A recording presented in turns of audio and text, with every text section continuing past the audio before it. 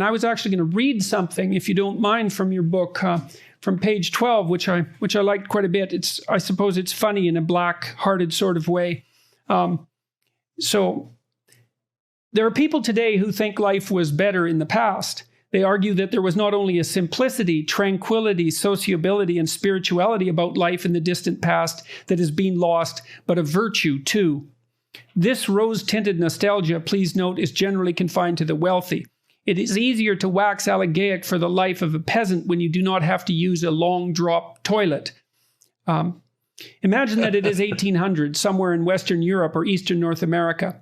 The family is gathering around the hearth in the simple timber-framed house. Father reads aloud from the Bible while mother prepares to dish out a stew of beef and onions.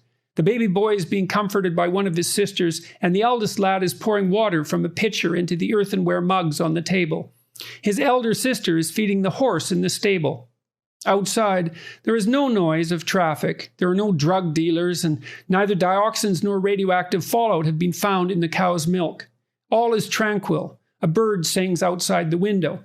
I'm going to read the next section too, but it's a very interesting paragraph because it speaks to something that I think has a dramatic origin too, a mythological or archetypal origin, which is the idea of the simple life where everyone is living in harmony with nature and the depredations of culture have not yet manifested themselves.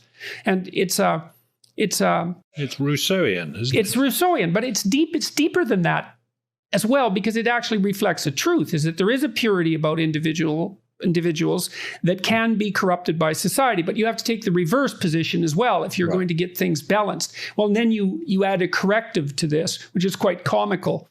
Oh, please. Though this is one of the better off families in the village, father's scripture reading is interrupted by a bronchitic cough that presages the pneumonia that will kill him at 53, not helped by the wood smoke of the fire, right? And indoor pollution is still a leading cause of mortality worldwide, often from the romantic hearth. He is lucky. Life expectancy, even in England, was less than 40 in 1800. The baby will die of the smallpox that is now causing him to cry. His sister will soon be the chattel of a drunken husband. The water the sun is pouring tastes of the cows that drink from the brook. And that would be if the water was good, I would say.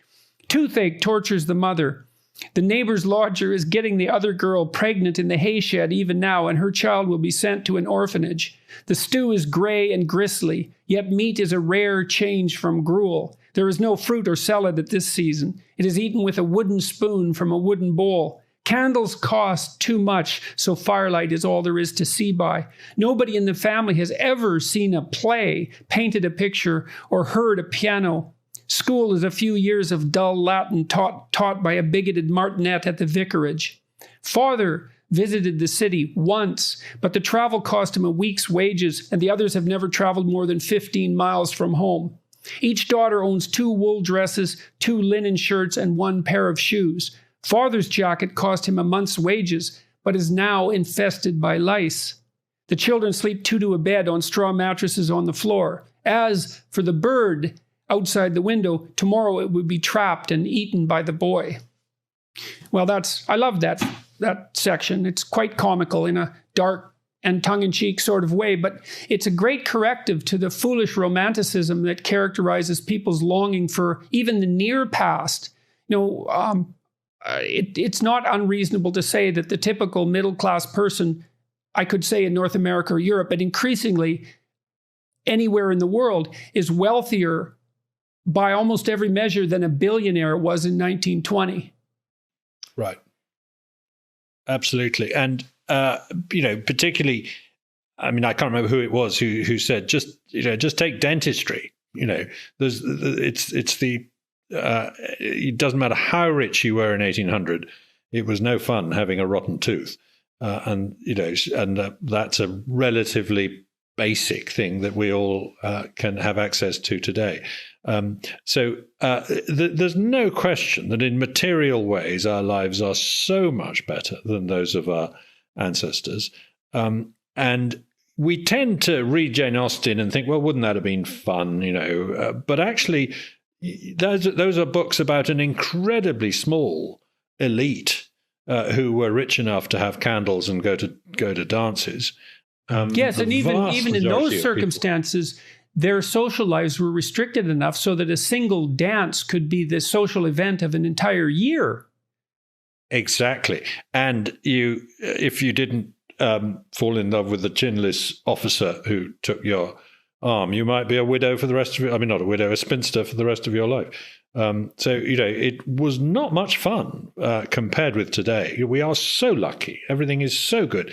And for me, and I think I make this, well, actually, there's an interesting story about this point. I like to talk about how the big theme of human history is becoming more and more specialized in the things we produce and more diversified in the things we consume.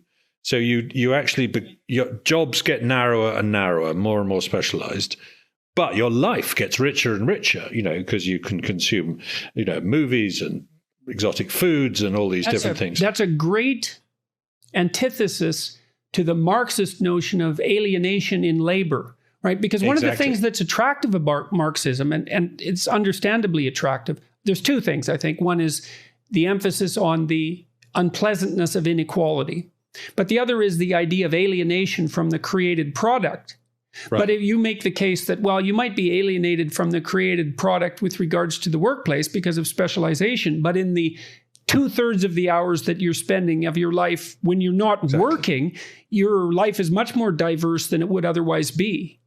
And I think that COVID has probably taught everyone that again, because we're so isolated now and stuck at home and facing the restriction of all these things that we took for granted, the wonderful restaurants And by the way, we do sort of go backwards with respect to specialization and exchange during bad recessions. So in the Depression, a lot of American families, found they were keeping a chicken and growing their own vegetables again.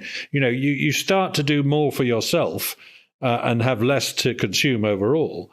Because if you only could consume what you produce, it would be a pretty miserable life. You had to make your own food, your own lighting, your own heat, everything like that. But by the way, there's a really nice story about this concept because I read it in a book called Second Nature by Chaim Ophek. It's a beautiful book that I read around 20 years ago, and it's laid out this point very nicely that we've become more and more specialized in how we produce, but more and more diversified in how we consume.